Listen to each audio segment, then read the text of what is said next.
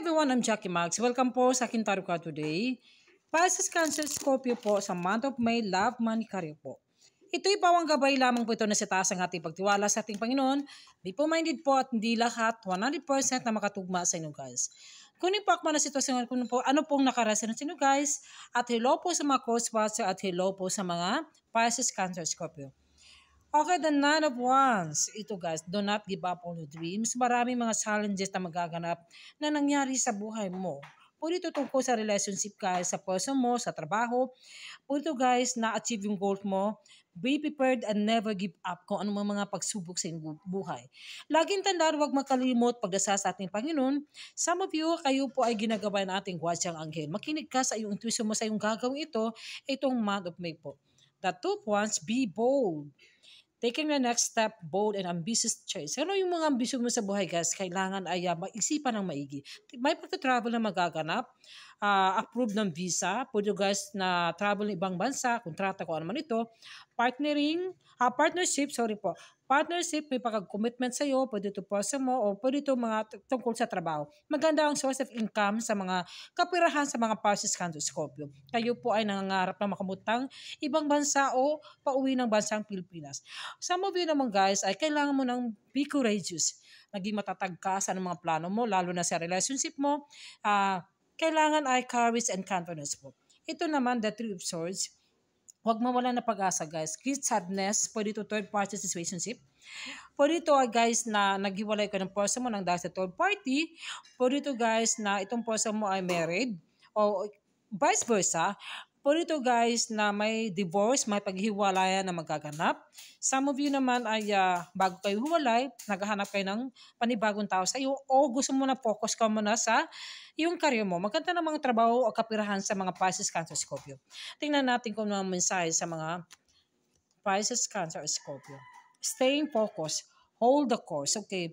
Maging focus ka lang sa iyong goal mo, sa iyong career mo, sa iyong lalo na sa kapirahan. Kailangan ay meron kang hinahanap ng lugar kung saan kang makakamit hanggang sa ma-achieve yung goals mo.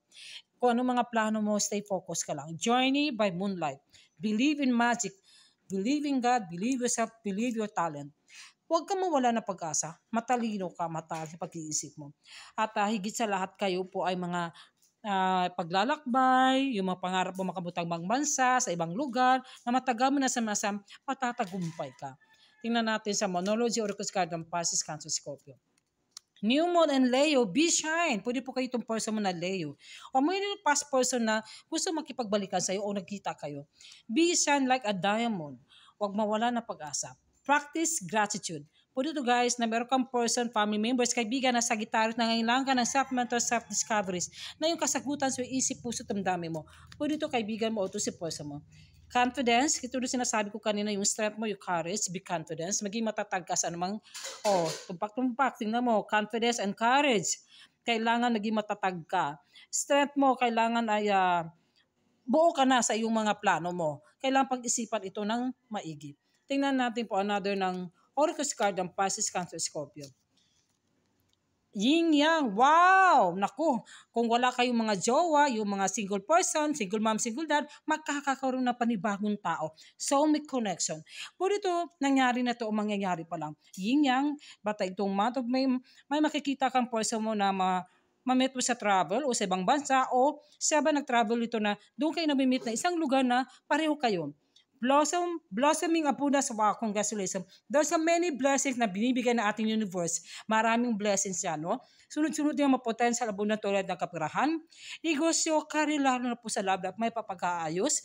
Pwede ito ay may pera ito darating na hindi mo inasahan. Pwede ito guys, may promotion sa iyong trabaho, increase ng salary. Tingnan natin yung message from your person po.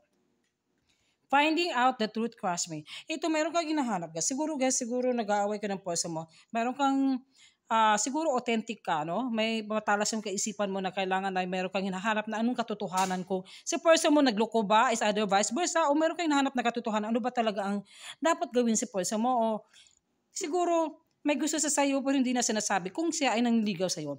I wish I could take back my words. O meron siyang sinasabi na itong person mo nagdadasal siya. Gusto niya kasing ipaalam sa'yo, ipasabi sa'yo na mahal ka ng person mo. Is meron siyang gustong ipakita sa'yo na Halimbawa, take action, hindi yung sa gawa, hindi yung sa salita, dapat nasa gawa bagong salita. Tingnan natin sa love naman po sa mga Pisces, Cancer, Scorpio. Worth waiting for. Divine timing is at work in your love life. Pagdating ng panahon, ibibigay ng universe sa yung mga panibagong buhay, panibagong tao sa buhay mo. Kung kayo po single, may paghiwalay sa asawa, may pag-aayos. Yung pinakita mo, binibigay mo, binubuhos ang pagmamahal mo sa puso mo. Kaya worth it to para sa iyo. Ito naman, pangalawa naman po, codependency, addiction are affecting yung romantic life. Siguro nag-away ka po sa mo kung may bisyo ka na hindi mo maiwasan tungkol to sa cellphone, addiction sa cellphone ba, pwede ito sa bisyo mo, o kailangan iwasan ito guys. Siguro may toxic na ugali si puso mo. Kailangan kailangan mag-ano kayo, open set isa, open arms, magsabi ka, magprangka ka kung anong ayaw at gusto niya para magkaayos po kayo. Yan lang po, maraming salamat at higit sa lahat, huwag makalimot pagdasal po sa ating Panginoon.